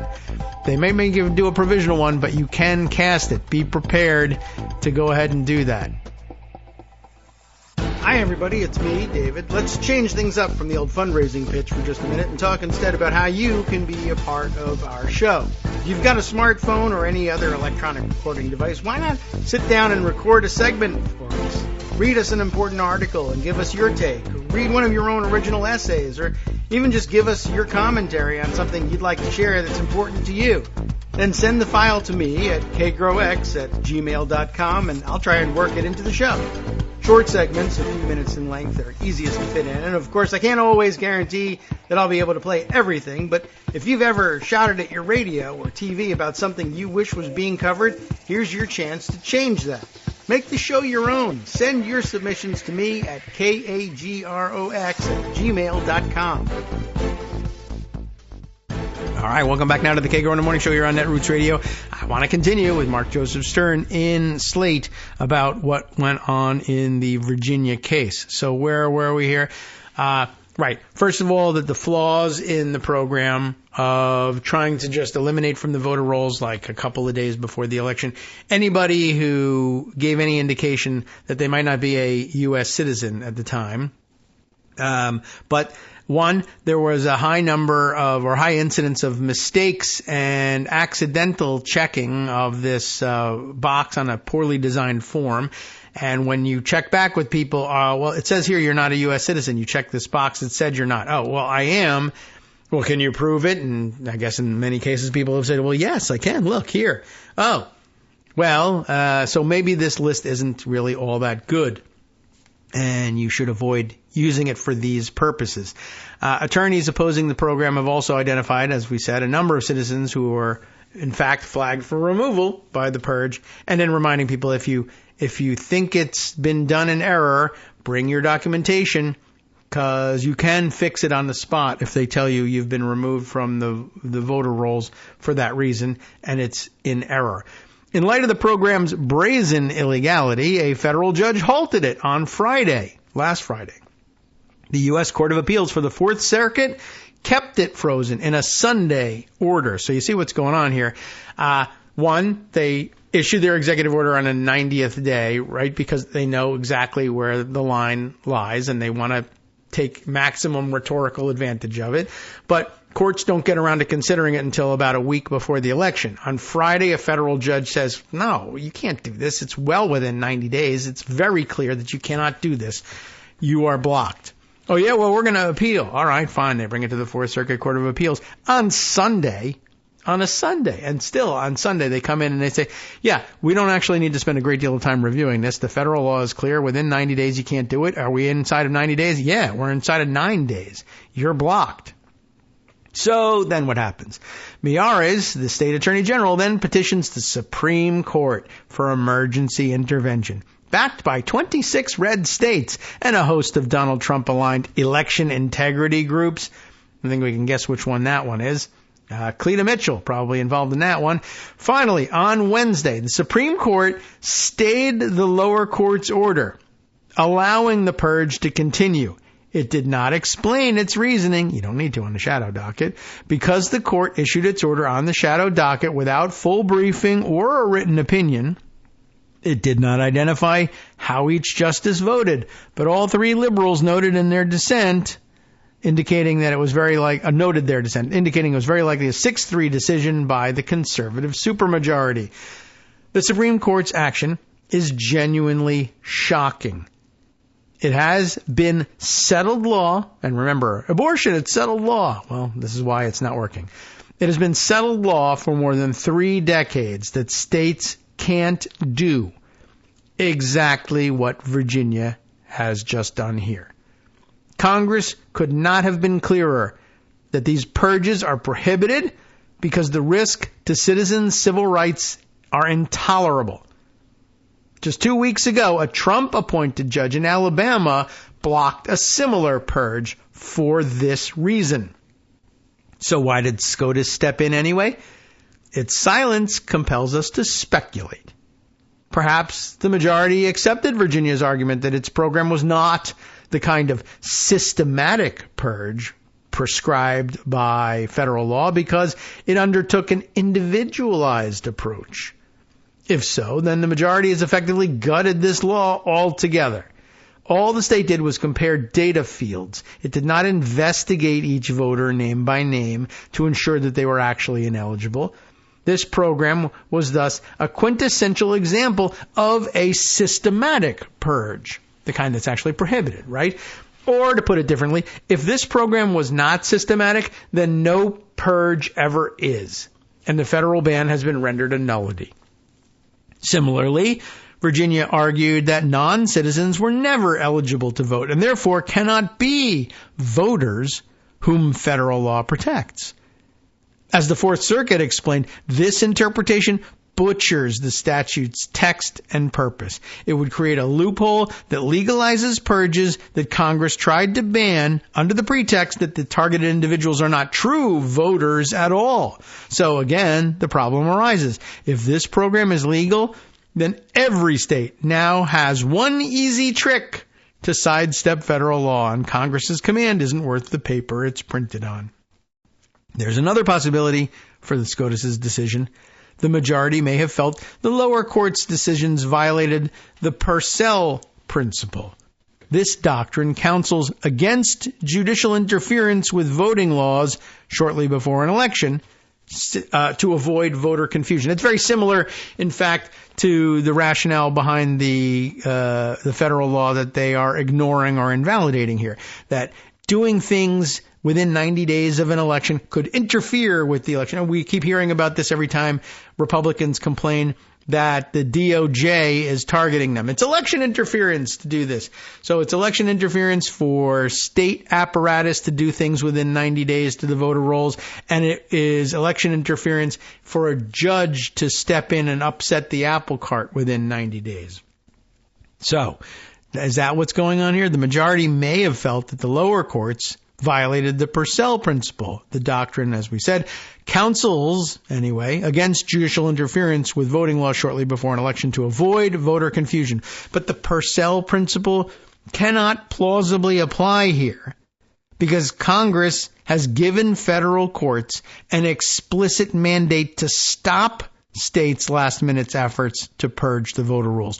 Using Purcell to tie the judiciary's hands in this situation would fatally undermine Congress's own crystal-clear directive. It would prevent federal courts from carrying out their obligation to enforce federal law. And not just any federal law, but the National Voter Registration Act, a landmark statute designed to safeguard citizens' fundamental right to vote. I know he's made it pretty clear here, but just to put a finer point on it, or maybe to dull the point by belaboring it, but what they're saying here, if the SCOTUS hangs its hat on the actions of the lower courts being a violation of Purcell, what they're saying is, when we said that judges can't or shouldn't weigh in on cases within 90 days of an election, what that means, what we meant by that is, if there's a clear violation of law within 90 days by some other actor, holding them accountable for it is itself election interference. That's how the interpretation of Purcell would go if that's what they're hanging their hat on. We don't know whether that's what they're hanging their hat on because they haven't said anything because it was on the shadow docket. But if it was argued and reasoned, and a opinion was rendered, and they leaned on Purcell.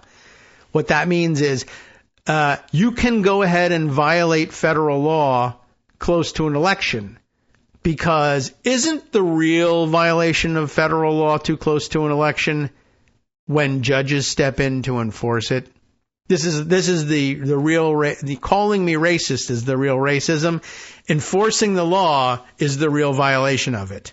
That's where we are. What a great Supreme Court.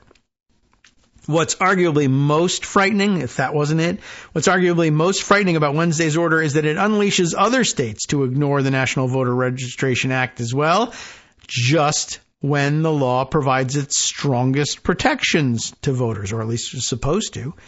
Whether the majority thought Virginia should prevail on the merits, or Purcell, or both, it has given the green light to 11th hour purges. By siding with Virginia less than a week before the election, the conservative justices have signaled to other states that they can systematically remove voters from the rolls. And if any judge tries to stop them, the Supreme Court will have their backs, that is to say, the states. Their decision is a terrible omen for other pending election cases that could tip a close race to Trump. And beyond November, it reveals that the National Voter Registration Act is in grave danger at the Supreme Court. Virginia teed up this dispute as a test case, which was obvious to anybody who noticed that they issued their executive order on the 90th day, and it prevailed. I mean, a stupid test case, like swinging for the fences. What the hell? Maybe there's no federal right to, maybe there's no such thing as federal law. What if there isn't? They just, and they won. It's now open season on the voter rolls, and its triumph could give other red states carte blanche to purge the rolls on the eve of all future elections. Or hell, this one. Why not go for it just right now? Exactly. All right. That's really great. Now, maybe there is no law. Maybe it's okay, for instance, what if we forged a decision from the Supreme Court and we just hope that the federal government and those affected have the courage to do what's right and honor the forged decision instead of the one that was actually issued from the court. I'm sorry. Maybe it was an official act, but then that'll go out the window as well. So yeah, it's a bit of a problem, this court we're stuck with, and maybe it's time to expand or at least change its composition and impeach a couple of these justices. This is really pretty egregious. There are some other explanations from some of the other news sites. That's a good analysis from Mark Joseph Stern. I put aside a CBS News report on it, and I'll read it to you quickly because I think it gives a little bit of additional analysis and perspective to it. Melissa Quinn wrote this for CBS News, and CBS News' site now jumps around like some of the other websites I've been complaining about lately. So sometimes it's a tough read. But first, they give the basics. The Supreme Court on Wednesday allowed Virginia to move forward with its removal of roughly 1,600 alleged non-citizens from the voter rolls just days before the election.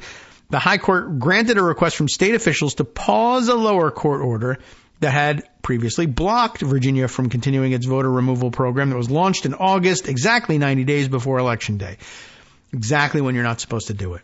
A provision of the National Voter Registration Act requires states to complete programs aimed at purging ineligible voters from registration lists up to 90 days before federal elections. They did the opposite, and the Supreme Court basically said, that's right, the opposite of what's written down here is what the law actually is. There were, of course, dissents, Sotomayor, Kagan, and Brown-Jackson. A Justice Department spokesperson said in a statement that the department brought this suit to ensure that every eligible American citizen can vote in our elections. We disagree with the Supreme Court's order.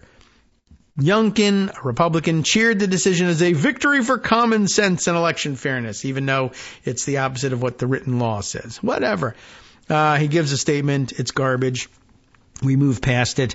Virginia officials had asked the Supreme Court to grant its request for emergency relief by Tuesday. They claimed that the district court's order violates Virginia law and common sense, of course, and mandates a variety of disruptive measures. The injunction issued by the lower court, they claimed, will harm Virginia's sovereignty, confuse her voters, overload her election machinery and administrators, and likely lead non-citizens to think they are permitted to vote. A criminal offense that will cancel the franchise of eligible voters, state officials wrote. What? And, I mean, these are some pretty wild claims, too, right? Their claim is that by stopping all such activity 90 days before an election, it will create confusion. Well, it might create confusion as to why the state, if it thought it was so important, didn't act in the several years they had to do this work prior. Then I like this one. Well, if you lead non-citizens to think they're permitted to vote, which isn't what's happening here necessarily, it's just that some people who have, it may be the case that there were some non-citizens who actually registered to vote and thought they were allowed to, but what that does, it doesn't, convince anybody else that they're supposed to go and do this. Everybody else pretty much knows the law. But I like this. It cancels the franchise of eligible voters. If a non-citizen casts a vote, it cancels out the vote of a citizen. You don't know that, for one thing. It may, in fact, enhance the vote of another one. But on the other hand, like, usually if a non-citizen casts a vote, they find that out and then they disallow that vote, or they don't hand anybody a ballot. Wait a minute. You're not actually eligible to vote, so I'm not going to give you the ballot. As in Georgia, they found out that very few people actually slipped through this loophole, 20 out of 8 million. And then, even then, half the people know very well that they're not supposed to be registered, even if you told them they were. And then the rest of them who go, well, no, we're going to single out your ballot. Sorry, it's not going to happen. Federal and Virginia law prohibits non-citizens from voting in federal elections. Virginia's bid for the Supreme Court's intervention arose from a Justice Department lawsuit filed against the state earlier this month that targeted an executive order from Youngkin. The order formalized a program to remove statewide voter registration lists from lists people who were unable to verify that they are citizens to the Department of Motor Vehicles. And who brings the proof of citizenship to the DMV? It just doesn't happen. That's why. I mean, that's where you get registered to vote automatically. But so I understand why you might think about it. But if you don't know that, I'm just going to get a license. What's the problem? State officials said the program has been in place for years, and the order merely changed the frequency of the data reporting from monthly to daily. And I mean, what's the big difference, right? One such program asks for 12 reports a year. The new version asks for 365 reports a year. Every single day of the year, you got to start doing this stuff. Come on. And of course, I mean, whatever.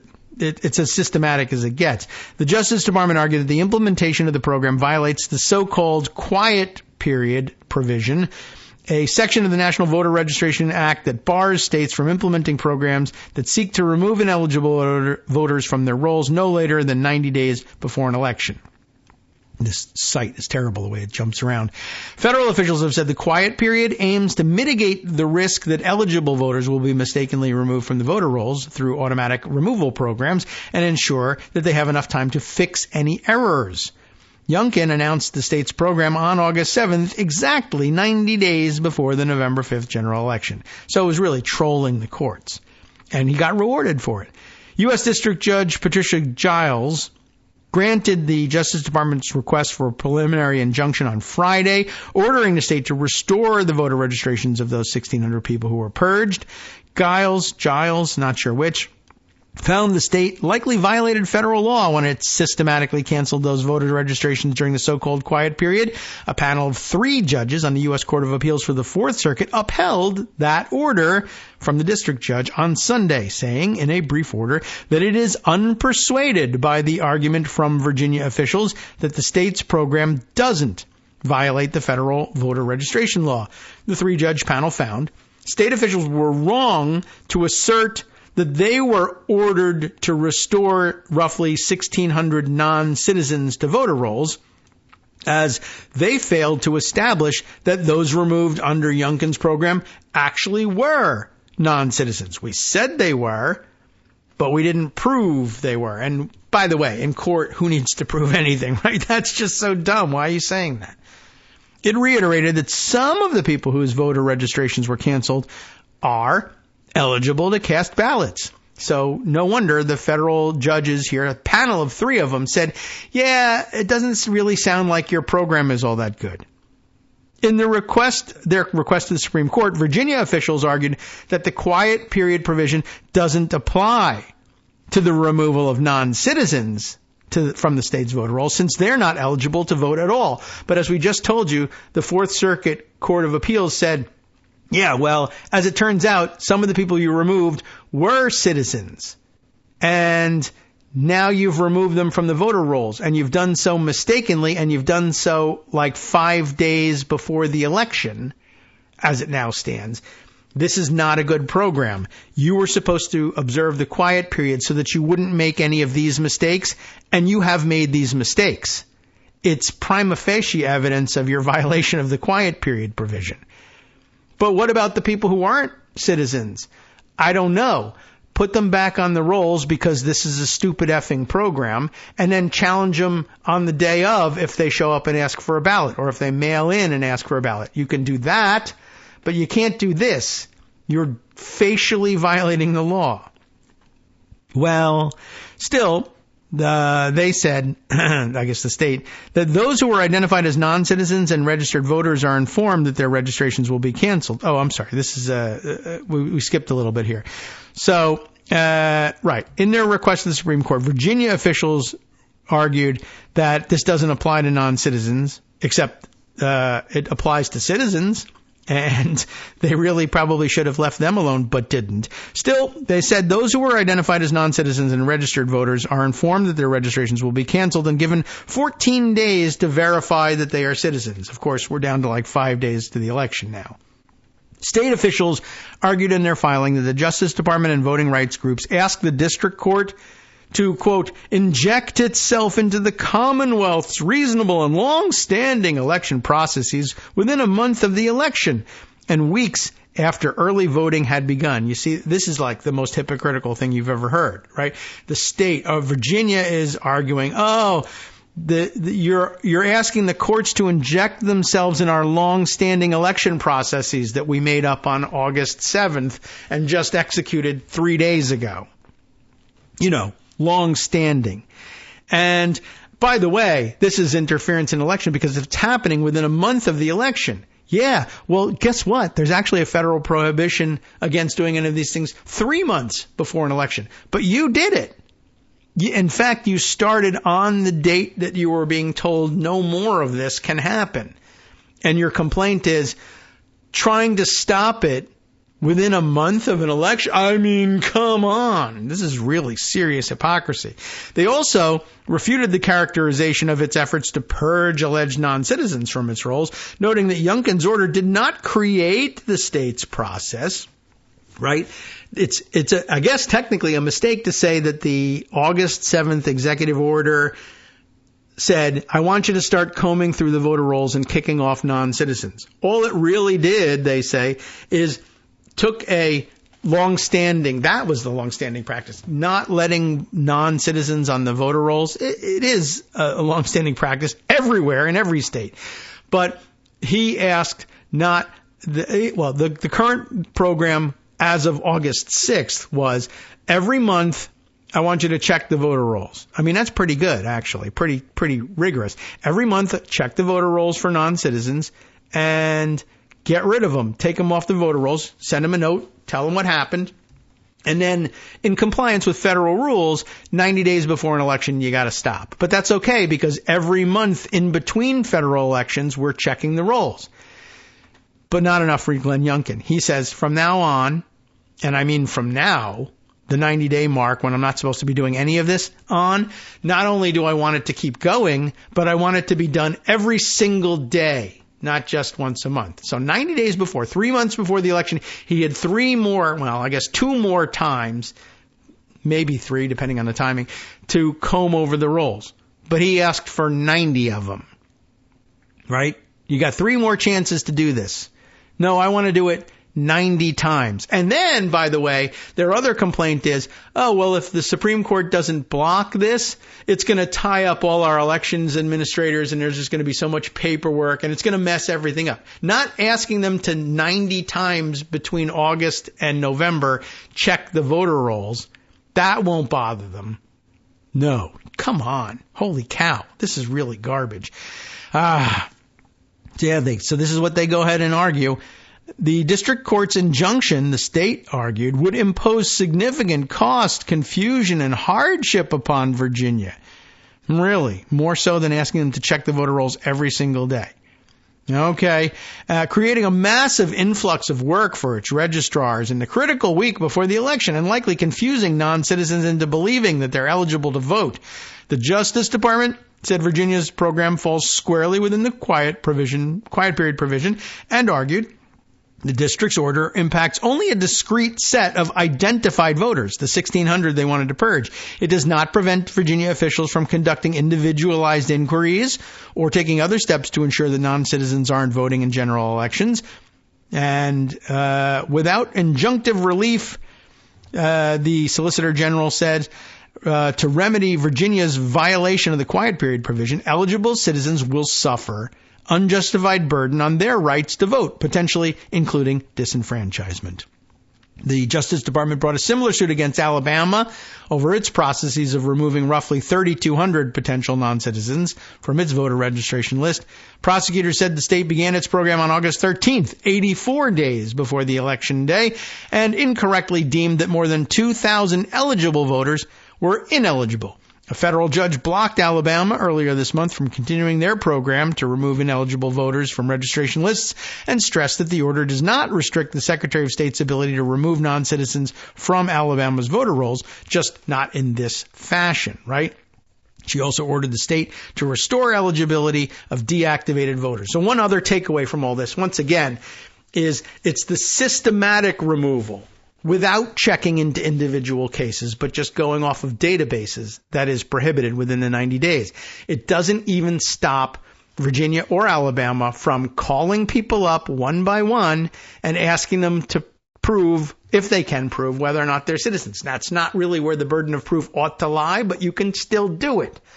But instead, the Supreme Court said, wholesale. Get rid of them. Yes, it's going to throw eligible voters off the rolls.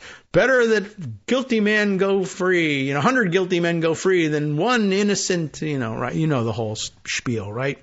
That is pretty heavy duty crazy and cause for serious alarm if in the event of a very close election, Donald Trump tries once again to resort to the Supreme Court to reverse the results of an election. This time, this court may just say, to hell with everything. I don't care what the numbers say. I don't care what the laws say. As far as I'm concerned, if 6 of us get together, if 5 of us get together and say, this is the way it is, the other guy is president, then that's the law and you got to stick to it. That's kind of crazy. And unfortunately, what we might be looking at in, a week's time, I guess. That is another scary possibility. All right. Well, we're very near the end of the show for today, though there are plenty more things that I wanted to share with you. But let's see if we can't squeeze in one more example here. Hey, guess what? More Republicans are, in fact, illegally casting votes and committing voter fraud. Just thought I would tell you about this one from California, which is from, it's not the LA Times, it's the Latin Times. How do you like that? Elizabeth Urban is the reporter on this one, if I have this correct. California landlord fired after bragging about stealing tenants' ballots and then using them to vote for Trump. I wasn't sure about the authorship because I'm reading it from the pocket version. Long story, short story, I can tell you as quickly as possible. A California landlord reportedly fired from what? I don't know. After bragging on Reddit about using ballots belonging to his previous tenants to vote multiple times for Donald Trump. How do you like that? In a now deleted post made to Reddit, User ManCow2000, okay, great, claimed to have submitted 4 ballots in Shasta County to vote for Trump and to vote no for rent control, of course, and school bond measures, as reported by Action News Now. How do you like that? I hope that you do not like it at all. The user, identified as 70-year-old Charles Pierce, was fired from his job as the landlord of an apartment complex in Reading after several users reported his account for voter fraud and mail fraud to the FBI. I guess he was probably fired as manager of the apartment complex, not as landlord per se, but okay. Pierce said in a statement to Action News Now that the entire situation has been, quote, blown out of proportion, and that he did not engage in any illegal activities. Well, I don't think so. I think you did. The Shasta County Clerk and Registrar of Voters said that the allegations are being investigated and the Pierce's case has been turned over to the District Attorney's Office. Oh, it may be that he was lying about having done it. I suppose that's possible. I've never seen a situation like this, where someone actually went onto a social media site and basically bragged about it. I have. Shasta County Clerk Tom Toller told Action News Now, our job is to make sure that the integrity of the vote, remember that, is preserved, that we try to make sure we aren't counting fraudulent ballots.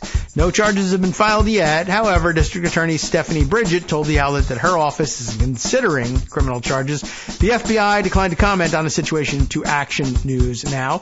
But just another example of it, and I think somewhere right next to it, parked in pocket, is the Washington Post compilation, a rundown of the latest stories under the headline, They Tried to Prove Trump's Fraud Claims. They failed and got in trouble. The epidemic among Republicans of trying to break into voting machines or steal ballots like the guy in Indiana did the other day to try to prove that voter fraud is actually widespread and easy to commit. It is not. Aaron Blake knows the truth. Radio.com. You have been listening to Kagro in the Morning with David Waldman. All right, Justice Putnam is next with the West Coast Cookbook and Speakeasy, rounding up his own version of today's stories. Look, it took John Roberts over 8 months to pull his presidential immunity ruling out of thin air, but it only took him 1 day to do what? Ignore the Voting Rights Act in Virginia. You heard all about it. Take another look at it with Justice Putnam next. We'll see you tomorrow.